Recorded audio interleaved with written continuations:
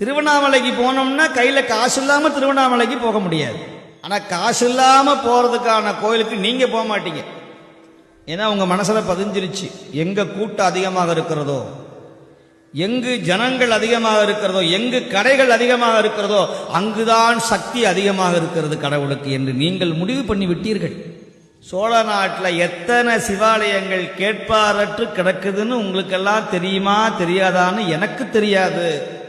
ஆனால் எனக்கு தெரியும், எத்தனையோ பாடல் பெற்ற தலங்கள், வெறும் ஆடு மாடுகள் மட்டுமே வழிபடக்கூடிய இடங்கள், ஜந்துக்கள் வழிபடக்கூடிய சிவாலயங்கள், முருகன் மட்டுமே அமைதியாக தன்னந்தனியாக நிற்கிற ஆலயங்கள் எத்தனையோ உண்டு, அம்பிகை முதற்கொண்டு.